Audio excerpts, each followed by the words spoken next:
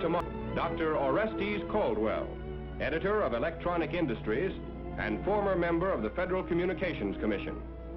I'm glad to have this opportunity to speak to you men and women in the service of America. I believe in this world to come. I think it's going to be a pretty good world. But I've been asked to tell you about television, so I'll trim the philosophizing. Television is most certainly here to stay. It's going to brighten the world of your home.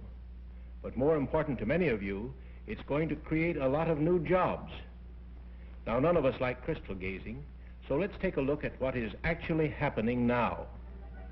9 experimental telecasting studios are already operating, with pre-war equipment and skeleton staffs. While the electronic industry is busy finishing its war job, a handful of people, girls, ex-vets, older men, are keeping the television field alive, experimenting, ironing out kinks, but proving that television will definitely be part of American life when the go-ahead comes. Sight teamed up with sound to bring the world to your easy chair.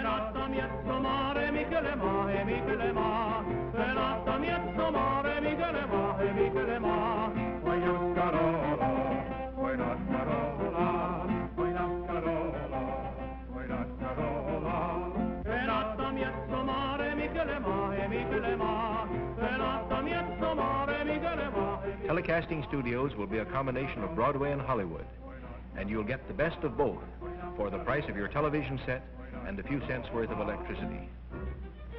And outside the studios, mobile televising units, portable stations on wheels, are now experimenting with remote pickups, getting primed to bring you on-the-spot news and history in the making. When television networks are formed, you will have a direct wire to every place a television camera can be set up. A world of sports at your fingertips. They're off. That's interpreter number 2 right in front. And the field races past the stand with interpreter on top, low man in second place moving up on the outside. Mayor LaGuardia pitches the first ball. Red Ruffing is taking his time, and it's a hit. There's a capacity crowd here at Madison Square Garden tonight to witness the semifinals of the Golden Glove. Telecasting is done on a limited schedule now. But tomorrow, you will have a permanent ringside seat everywhere from Madison Square Garden to the House of Congress. You'll see transmitted by television, newsreels, and Super Hollywood productions. Plays and musicals, command performances in your own living room.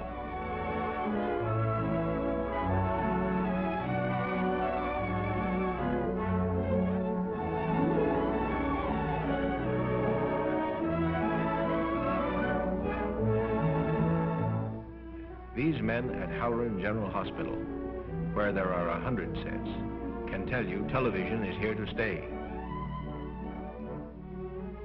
Even now, without the technical improvements that will come after the war, the television picture has the quality of a good home movie. The pre-war models in use today have a small screen, but here's a practical working model with a 16 by 22-inch screen that goes into production just about the time you're being measured for civvies. This is NBC, the National Broadcasting Company.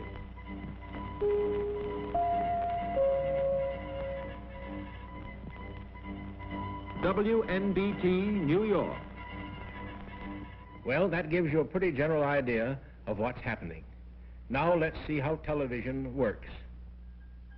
You're going to find a new type of aerial against the skyline of America when you return. It will be up high because television waves, like light rays, don't bend and are stopped by the horizon. So the higher the aerial, the farther the waves travel. But first, what is a television wave? As you know, all objects reflect light, some more, some less, depending on their color. The white jacket of these fencers is reflecting more light than their dark trousers. The television camera lens, like an ordinary camera, picks up these differences in light and shadow. Only instead of film behind the lens, we have the iconoscope, familiarly known as Ike. The camera plate of the iconoscope is made up of millions of sensitive electric eyes. These eyes pick up electric impulses from the object being televised and form a picture which is then transmitted as separate electric impulses from the camera plate to the receiver screen. There, the impulses are converted back to pinpoints of light and shadow to reform the picture on the screen.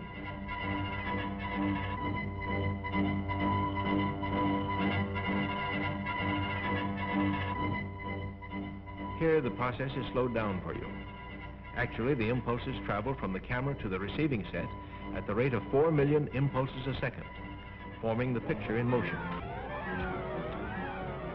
Fantastic. But our children will grow up with this miracle enriching their lives and giving them a new understanding of the whole world. Gosh. By harnessing electrons and vacuum tubes, our research scientists, backed by American industry and manufacturing skill, have developed this new means of communication to the point where it promises to become a post-war billion-dollar industry which can serve our nation and the world in new and wonderful ways. Let's listen to a man who knows. He is one of the great leaders in the world of electronics, Brigadier General Sarnoff, President of the Radio Corporation of America. When the First World War ended, it was my good fortune and privilege to play a part in the launching and subsequent development of a new industry called broadcasting. There were some who said it had great promise. There were others who said that it was a noisy, sputtering gadget, a passing fancy. The rest, you know. Now let us see what possibilities exist for television once the war ends. Here are the possibilities. In the manufacturing field, 60,000 men and women will be needed to make the first sets, which will retail for about $200, with 18 million Americans ready to buy them. Help wanted. Electronic experts, assemblers, wiremen, machinists, finishers, testing personnel, sheet metal workers, drill press operators, spot welders. Television is just made to order for GIs with radio and radar experience. 85,000 maintenance men are going to be needed to install and service the 30 million sets expected to be sold within the first 10 years of full-scale production. And in the distribution end of the business, 135,000 jobs are going to open up in the new shops and sales organizations that will supply the huge consumer demand. All in all, 300,000 well-paying jobs are expected to be created by television within 5 years after the new industry really gets rolling. Well, that's a comprehensive view of the industrial picture.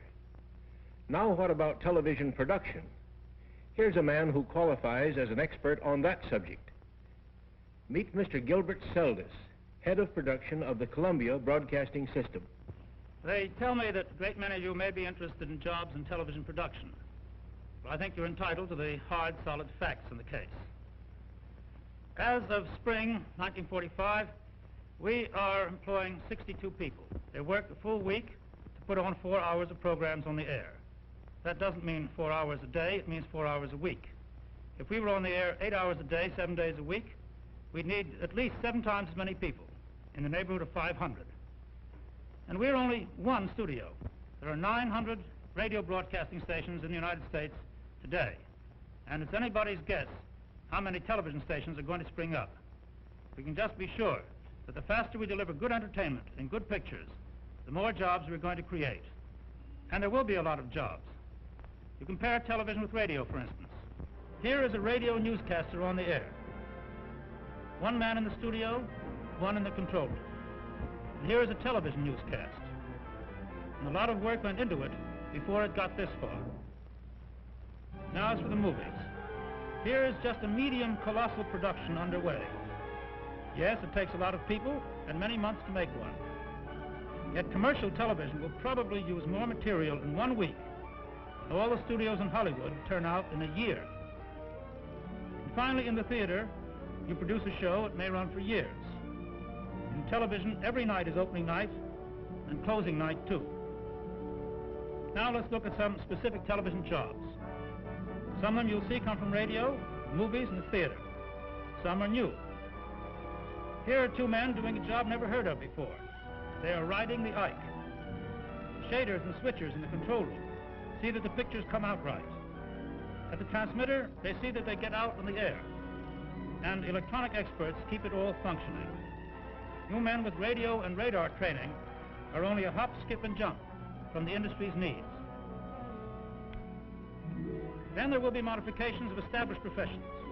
Writers, directors, producers, scenic designers, and just to show you wax, waves, and spars that this isn't exclusively a man's world, there'll be costume designing and stage management. Then behind the scenes, makeup, props, electricians, and almost everything else from carpenters to model makers. But the great thing to remember is that we've just begun to discover the possibilities of television. And these are only a few of the jobs that already exist.